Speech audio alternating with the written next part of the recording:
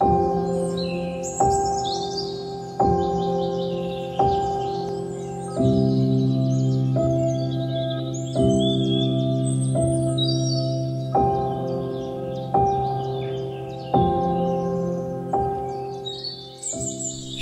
dan asri bumi Cendrawasih dengan kekayaan alam yang berlimpah seakan tiada habisnya.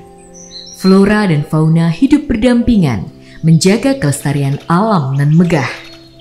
Di sana juga ada berbagai suku bangsa yang menetap di berbagai daerah di Papua. Seperti dituturkan oleh Ricardo Hungan, salah seorang warga Kabupaten Asmat tentang kehidupan di wilayahnya. Asmat itu di bawah langit, di atas bumi, kami Asmat. Berarti kan rumahnya panggung kan? Dulu itu Asmat itu pasir putih, dia tanah keras, terus banyak kelapa dulu. Tahun sekitar 60-an, 50-an. Lalu di situ ada kisah penembakan mati seorang pastor, orang Amerika, Ian Smith namanya. Itu saya pernah dengar cerita itu. Setelah ditembak, beliau mengangkat sumpah itu pada saat itu. Sumpahnya tuh kalau tidak salah bahasanya tuh, di mana darahku mengalir di situ lumpur. Makanya Asmat itu semua lumpur. Menurut sejarah seperti itu. Di Asmat itu tidak ada musim kelaparan. Yang buat lapar itu masyarakat sendiri karena malas. Faktor pertama yang malas. Tapi kalau mereka dengan berusaha sendiri tidak ada. Alamnya kaya. Sagu itu tidak bisa dibendung kalau di sana. Paling banyak ikan, udang, kepiting, lengkap. Jadi di sana tuh orang kalau ada pedagang-pedagang ini artinya sharing saja. Pedagang-pedagang yang kayak pedalaman, tujuannya cari buaya, kulit buaya apa segala macam. Orang beli di pedalaman itu dengan harga yang paling di bawah. Nah, itu. Karena di sana ya jujur bahwa tidak ada punya tempat wadah yang untuk menyimpan barang-barang alam seperti itu.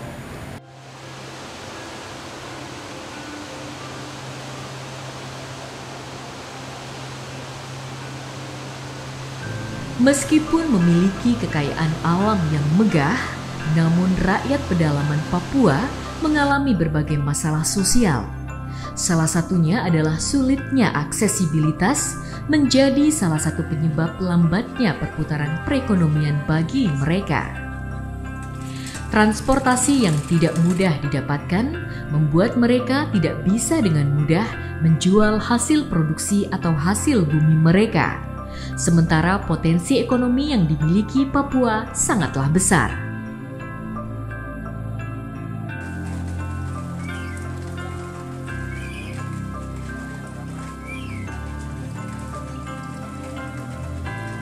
Transportasi itu memang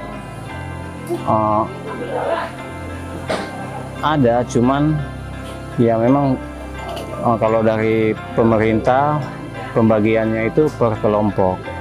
Karena per kelompok jadi yang satu pakai, yang lainnya menunggu, yang satu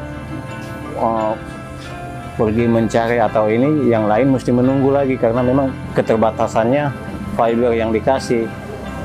Itu sih persoalannya sebenarnya.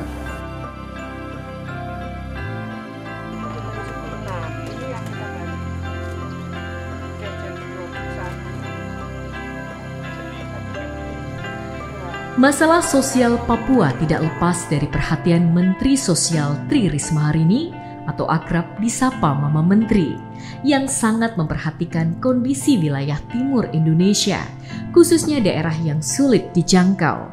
Sehingga kemudian lahir gagasan untuk membuat kapal bagi masyarakat Papua, khususnya di daerah Asmat, Timika, dan Yapen.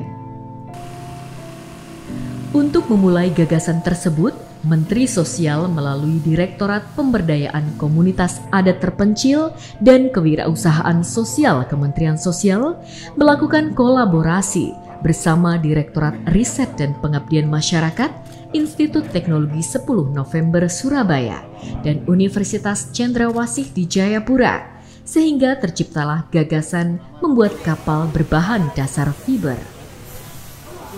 Nah, salah satu permintaan mereka untuk transportasi dan aksesibilitas untuk angkutan barang, angkutan itu mereka satu-satunya menggunakan kapal gitu. Nah, kemudian saya pikir kalau kita beli saja itu tidak menggerakkan warga Papua untuk mereka bisa melakukan pembelajaran untuk pembuatan itu. Karena itu kemudian saya sudah komunikasi dengan Rektor Uncen. Nanti Rektor Uncen yang akan day to day mengerjakan itu. Nah, kami dibantu teman-teman dari ITS, para dosen-dosen ITS ini untuk membantu karena mereka kan basic ilmunya memang perkapalan begitu. Mereka dari perkapalan ini yang akan mendorong Uncen untuk nanti mengajari membuat kapal warga di Papua sana. Seperti itu. Gagasan kapal berbahan dasar fiber dipilih setelah melewati diskusi panjang. Setelah mempertimbangkan jika membuat kapal dengan bahan kayu dapat menyebabkan banyak pohon ditebang, maka kapal dengan bahan baku fiber dinilai dapat mengurangi penebangan pohon. Apabila dibandingkan, kapal fiber hanya menggunakan bahan kayu untuk dasar cetakan saja atau masternya. Selanjutnya dapat digunakan berulang kali.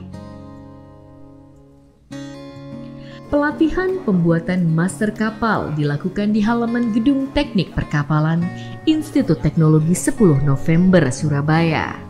Pelatihan dilakukan dengan mendatangkan masyarakat dari 3 kabupaten di Papua.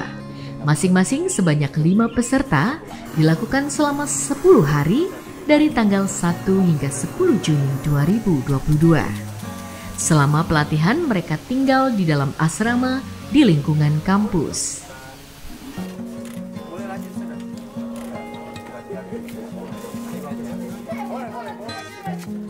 Perkenalkan, nama saya Muhammad Solihan Arif, bisa dipanggil Arif.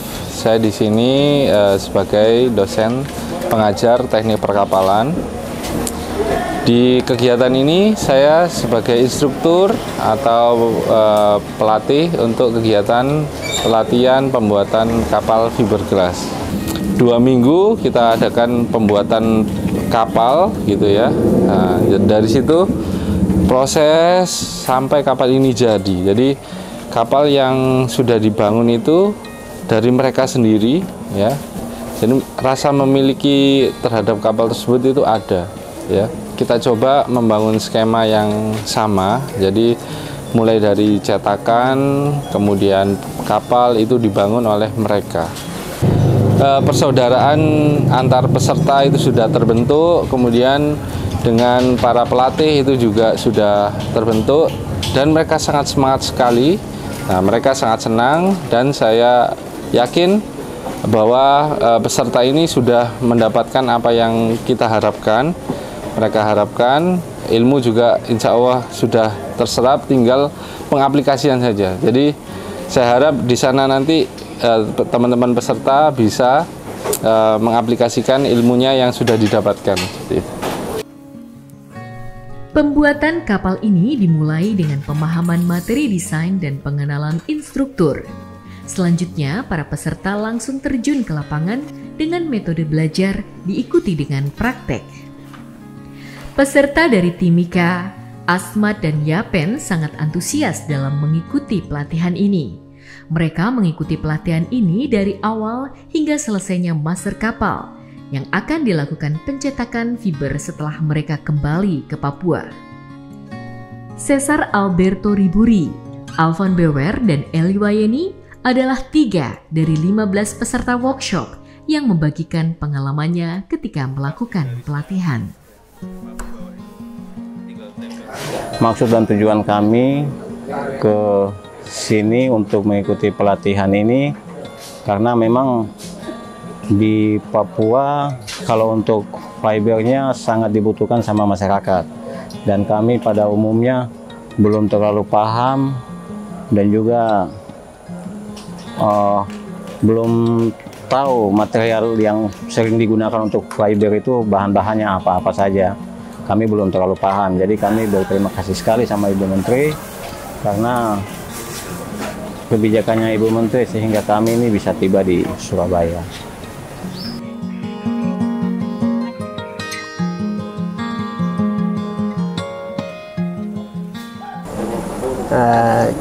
kita mengikuti pelatihan ini terasa terima kasih dan bangga karena pelatihan ini di Yapen mungkin belum pernah ada yang kasih pelatihan untuk masyarakat. Di Yapen mayoritasnya semua nelayan karena kehidupan masyarakat di Yapen itu paling banyak di pesisir karena Yapennya pulau. Jadi semua kehidupannya nelayan yang paling tinggi. Jadi kita sangat membutuhkan dari perahu fiber ini karena kita di Yapen selama ini masih membuat perahu tapi dari kayu manual, masih biasa. Jadi kita masih ingin sekali untuk mendapatkan ini. Setelah ada informasi bahwa ada pelatihan dari Kementerian Sosial buat kami di Yapen, kami rasa bangga karena bisa sampai di tempat ini dan mengikuti pelatihan ini.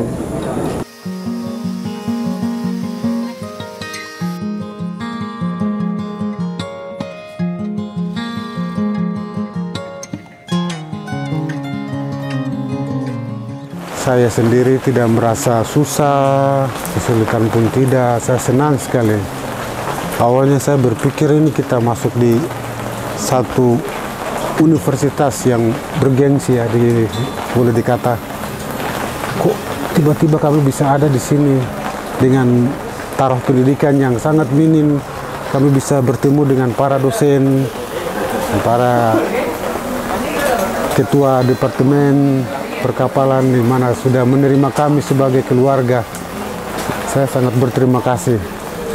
Satu pujian dari kami, khususnya saya sendiri sangat berterima kasih kepada pemerintah dan bagian kampus yang sudah mendampingi kami selama seminggu. Susah, senang, tapi tidak terlalu rasa susah waktu kami ikut pelatihan. Semuanya enjoy, semua senang.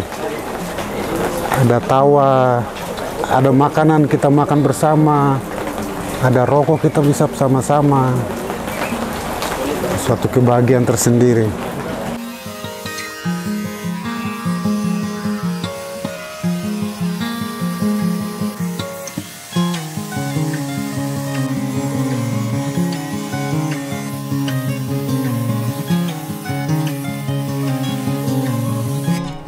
Cesar, Alfon, dan Eli merasa bangga dapat terpilih di antara ribuan pemuda di Papua yang mendapat kesempatan mengikuti workshop di daerah yang sangat jauh dari tempat tinggal mereka.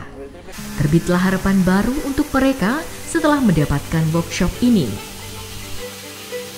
Kami kemari dengan tujuan ini, setidaknya kami bisa setelah pulang dari sini ke Papua, kami bisa istilahnya kami orang putra daerah Papua bisa membuat kapal fiber di sana, dan untuk kebutuhan masyarakat di sana setidaknya kami bisa membuat karena sudah mendapat pengalaman begitu. Saya bersyukur dan berterima kasih kepada Mama, Menteri Sosial, yang pada saat ini mungkin melihat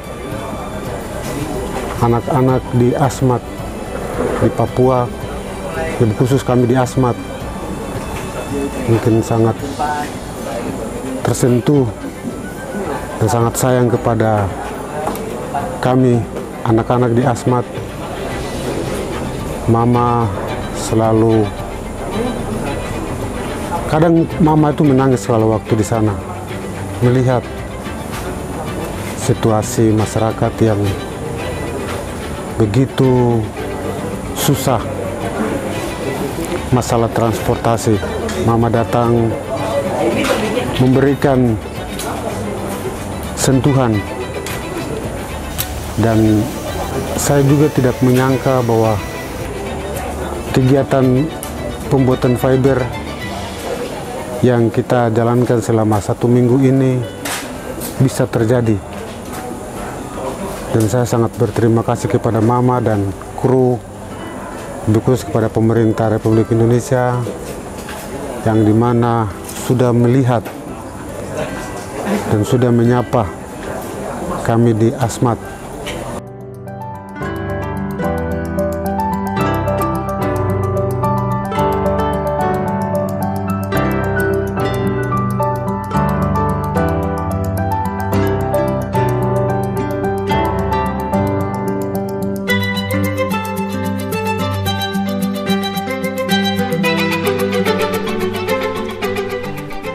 Workshop atau pelatihan pembuatan kapal ini merupakan kelanjutan arahan Menteri Sosial Tri Risma hari ini untuk mendukung percepatan pembangunan di Papua. Dengan pemberdayaan ekonomi, maka setelah para peserta kembali ke wilayah Papua, semoga ilmu yang mereka dapatkan dari pelatihan ini dapat disebarluaskan oleh mereka di kampung halaman masing-masing, sehingga dapat tercipta lapangan kerja dan kapal yang diproduksi dapat memudahkan aksesibilitas sehingga mempercepat lajunya roda perekonomian di wilayah terpencil di Papua. Papua berdaya, Papua sejahtera.